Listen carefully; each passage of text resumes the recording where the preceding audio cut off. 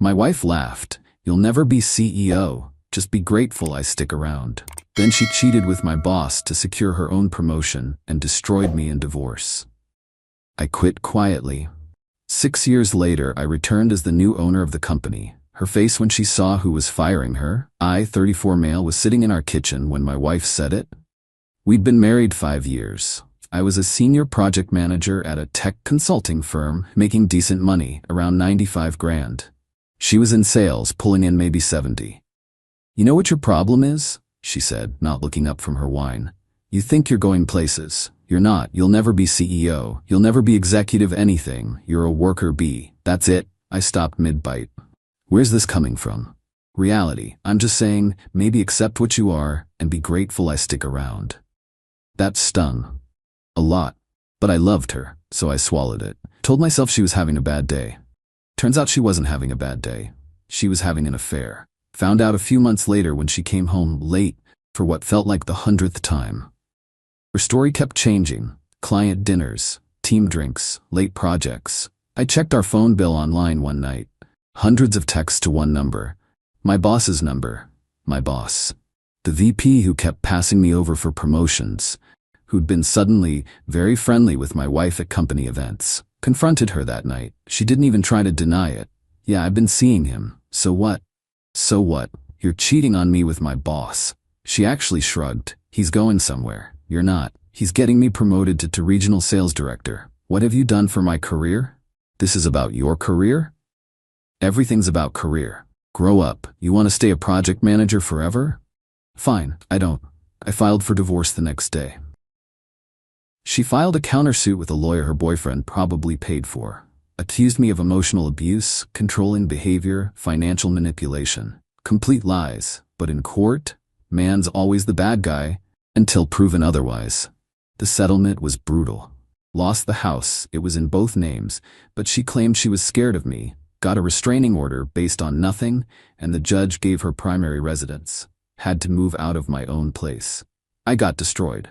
She got the house, which meant I had to buy out half her equity, 85 grand I didn't have.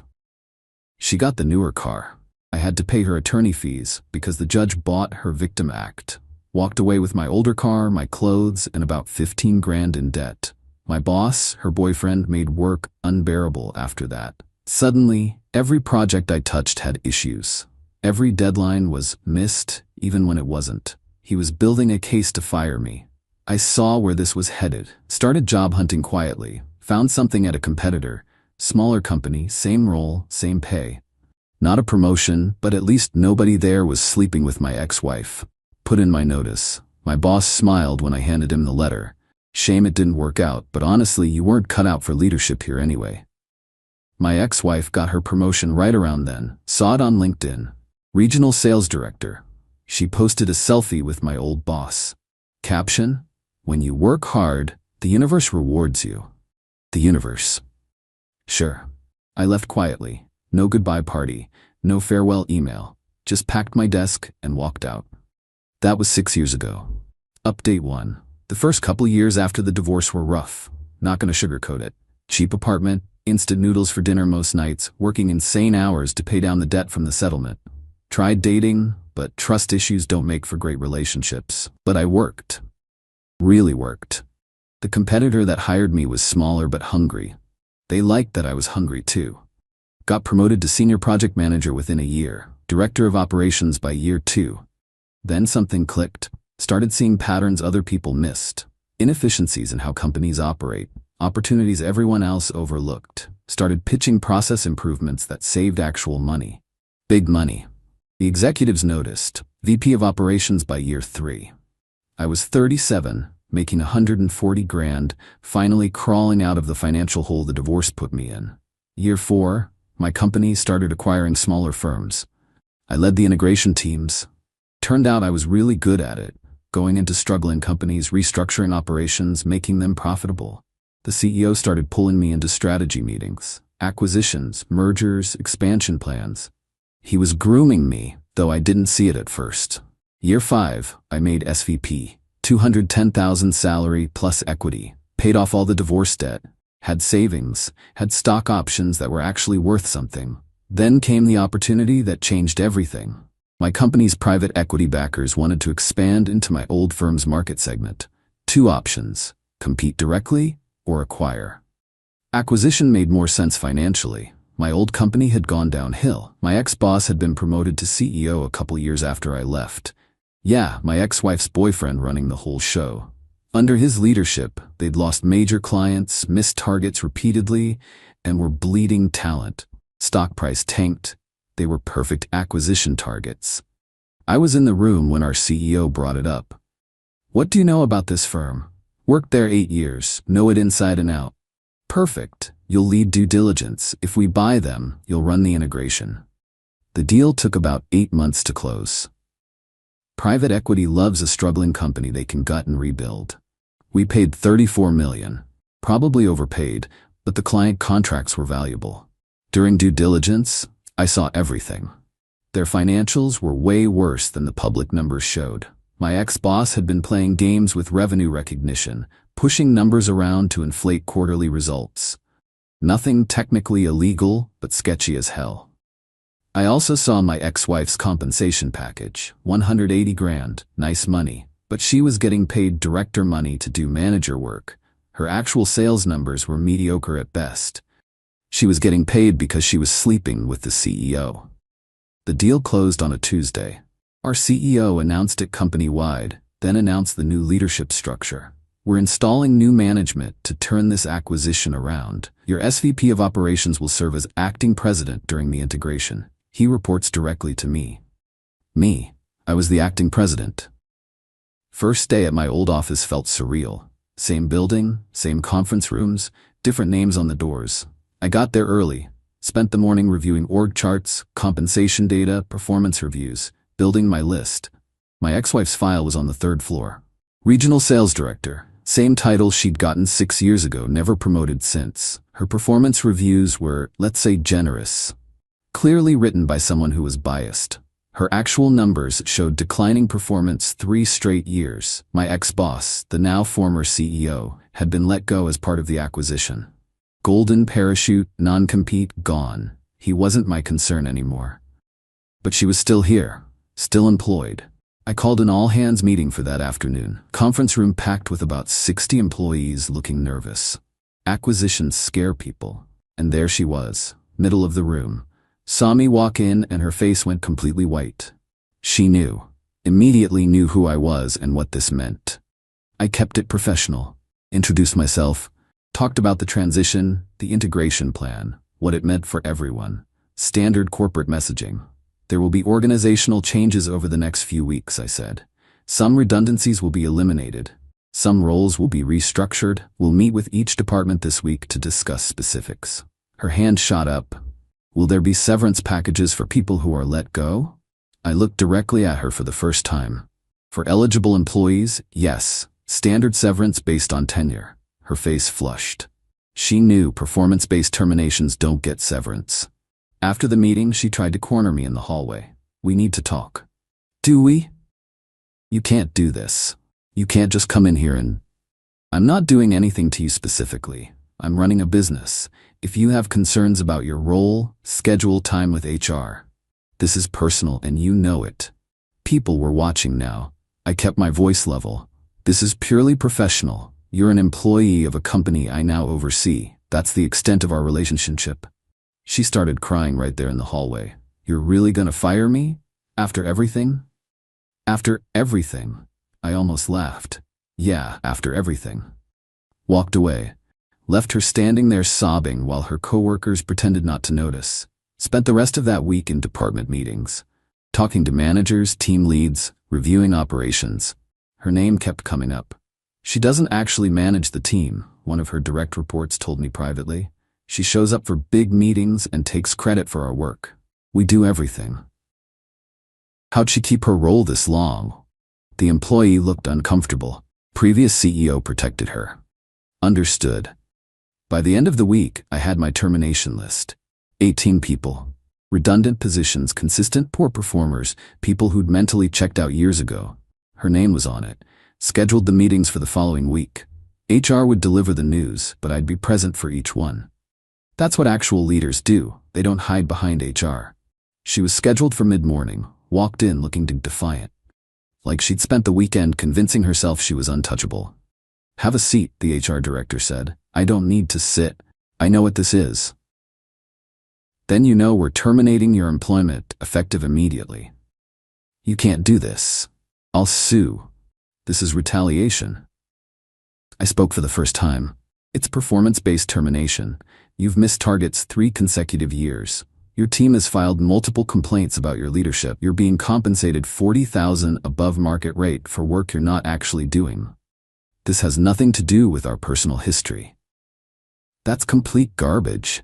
You're doing this because of the divorce. The divorce was 6 years ago.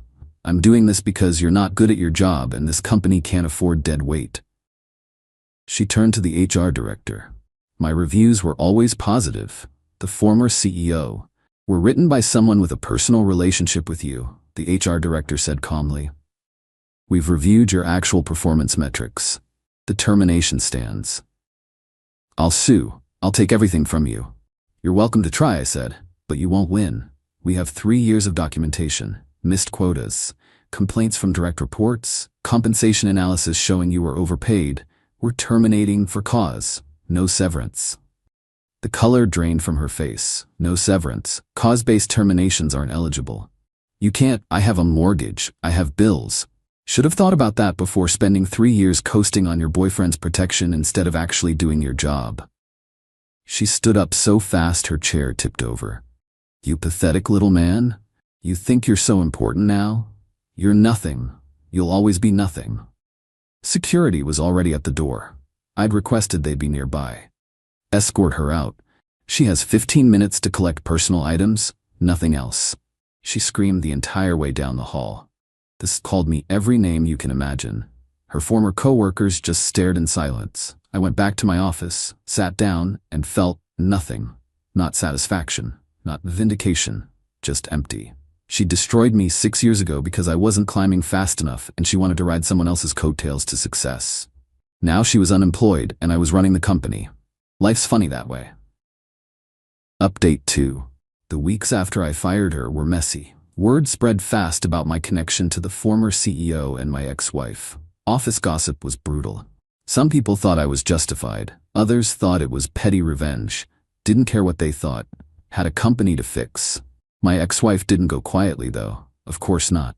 About 2 weeks later, got a letter from her attorney. Wrongful termination, hostile work environment, retaliation, all the standard stuff. They wanted her job back plus damages. Our legal team literally laughed when they read it. "She has no case," our attorney told me. "We have years of documented performance issues. Multiple complaints from subordinates about her leadership. Compensation data showing she was significantly overpaid for her output. She's suing because she's angry, not because she has legal standing." What should I do? Nothing. We'll respond through proper channels. This'll die in discovery when she realizes she can't afford to litigate against a corporation with actual resources. They were right. Her attorney withdrew the suit within a month. Probably figured out she couldn't pay their retainer once unemployment ran out. But she tried other approaches. Started reaching out to my former coworkers. People I'd worked with years ago, trying to build some narrative that I was vindictive and unstable. That the company was in danger under my leadership. Most people ignored her. A few reached out to me directly. "Hey, your ex is messaging people trying to trash talk you. Thought you should know. Appreciate the heads up. Don't engage with her." Wasn't planning on it. She sounds kind of unhinged, honestly. Then she went after the company publicly. Posted reviews on job sites claiming toxic leadership and discrimination. Posted on industry forums about how we supposedly mistreated employees. Our PR team handled it. Flagged reviews that violated terms of service. Former employees posting more than 60 days after termination. Most got removed. The forum posts were trickier, but our general counsel sent cease and desist letters about potential defamation. That shut her up pretty quick. Meanwhile, I was actually fixing the company. Cut redundant positions, not just hers, but a whole layer of management bloat. Renegotiated vendor contracts that were way overpriced. Restructured teams around actual performance metrics instead of who was friends with who. First quarter under new management, we beat projections by 12%. Second quarter, 15%. By third quarter, we'd recovered most of what the previous leadership had lost. The CEO was thrilled. Board was thrilled. I got promoted to president with full operational control. Salary jumped to $285 plus significantly more equity. Everything I'd lost in the divorce, the money, the house, the stability, I'd earned back, and then some. On my own merit, without sleeping with anyone or backstabbing my way up. One random morning, maybe 4 months after I'd fired her, I ran into my ex-wife at a coffee shop. Total coincidence. I was grabbing coffee before a meeting. She was sitting there with her laptop, probably job hunting. She saw me. I saw her. I almost just left, but she walked over. "Can we talk, please?" "I don't think that's a good idea." "5 minutes, please." Against my better judgment, I sat down. She looked tired, older. The smugness I remembered from 6 years ago was completely gone. "I'm sorry," she said, "for everything. The affair, the divorce, what I said about you never being CEO, all of it." I just stared at her. "I was wrong about you, about everything. I made terrible choices and now I'm paying for them." "Okay. That's it? Just okay? What do you want me to say? You destroyed our marriage because my career trajectory wasn't impressive enough for you. You cheated with my boss to advance yours. You took me to the cleaners in divorce court with false accusations. And now you're sorry?" I was young. I was stupid. I thought. You thought I wasn't good enough, and honestly, maybe I wasn't back then. I was comfortable being a senior manager. Maybe I would have stayed there forever if you hadn't blown up my entire life. She looked down at her coffee. "I heard you're president now." "Yeah, and you're doing well?" "Very well. I'm happy for you, really." "Are you? Because you look miserable." She flinched but didn't argue. "I deserve that." "You deserve worse. But I'm not interested in revenge anymore. Watching you crash from your own bad decisions is enough." Things with him fell apart completely. After he got fired, he blamed me for everything. Said I distracted him, that I ruined his career. We broke up. Now he's trying to sue the company. I know. I saw the filing. He won't win. I'm unemployed, lost the house, couldn't keep up payments without my salary. Living with my sister now. Can't even get interviews because word spread about what happened. That's rough. Can you help me? Just a reference or something? Anything? Absolutely not. Please. I'm desperate. You were desperate 6 years ago to get ahead. You used people, used me, destroyed me in court with lies. Now you're dealing with the consequences of burning every bridge you ever had. I made mistakes. You made choices. Choices have consequences. You chose to cheat, chose to lie about me in court, chose to coast on your boyfriend's protection instead of actually being good at your job. Now you're unemployed and unhireable. That's on you. I stood up. I'm not going to help you. But I'm also not going to keep hurting you. You're doing that fine on your own. We're not friends. We're not anything. Move on with your life and leave me out of it. You've changed. You're cold now. No, I just stopped letting people walk all over me. There's a difference. Left her sitting there. Didn't look back. Final update. Been about 18 months since I fired my ex-wife. 2 years since the acquisition. Figure it's time for a final update since people keep asking. The company is thriving. Revenue's up 34% year over year. We've expanded into 2 new markets. Turned things around so completely that our parent company promoted me to CEO last quarter. Actual CEO. The exact title my ex-wife said I'd never have. Making $340,000 base plus equity that's actually valuable. Bought a house last year, really nice place, 3 bedrooms, good neighborhood, no drama this time. Started seeing someone about a year ago. She's a consultant, different firm entirely. Smart, driven, doesn't need me to advance her career. We're taking it slow, but it's good. Healthy. Built on actual mutual respect instead of whatever my marriage was. My ex-wife? Heard through mutual acquaintances, she eventually found work. Sales coordinator at some small firm. Entry-level position, probably making 55 grand if she's lucky. She's in her early 40s, basically starting her career over from scratch. Her ex, my old boss, lost his wrongful termination lawsuit. Turns out golden parachutes have clauses about documented performance. When we showed the judge evidence of his creative accounting practices, the case collapsed fast. Last I heard, he's doing contract consulting work, nowhere near executive level anymore. People ask if I feel bad about how things turned out for her. Honestly, no. She looked at me 6 years ago and said I'd never be CEO. Said I should be grateful she stuck around despite my limitations. Then she cheated with my boss, destroyed me in divorce court, and took everything she could. I didn't plan revenge, didn't scheme to take over the company just to fire her. I worked hard, got better, took opportunities when they came. The fact that one of those opportunities led me back to that company was just luck. What I did with that opportunity was pure business. She got fired because she was genuinely bad at her job. The previous CEO protected her because they were sleeping together. Once he was gone and actual performance mattered, she couldn't cut it. That's not revenge. That's just natural consequences. Someone sent me a screenshot a while back. My ex-wife had posted something on social media about toxic men who abuse power and how karma comes for everyone eventually.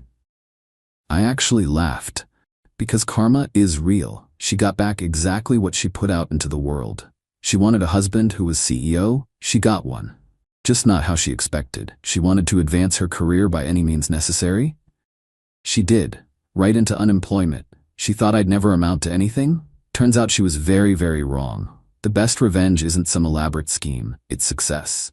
It's living well while the people who wronged you self-destruct from their own terrible choices. I'm done thinking about her. Done caring what she thinks or does.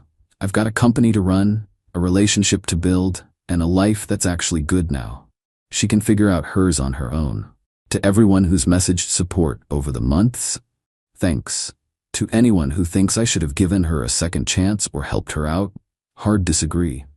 She made her bed. She can lie in it. Some people think holding others accountable makes you vindictive. I think letting people face natural consequences just makes you sane. She destroyed my life because I wasn't climbing the ladder fast enough for her taste. I rebuilt it completely on my own terms. Now I'm at the top, and she's starting over at the bottom. That's not revenge. That's just life being fair for once.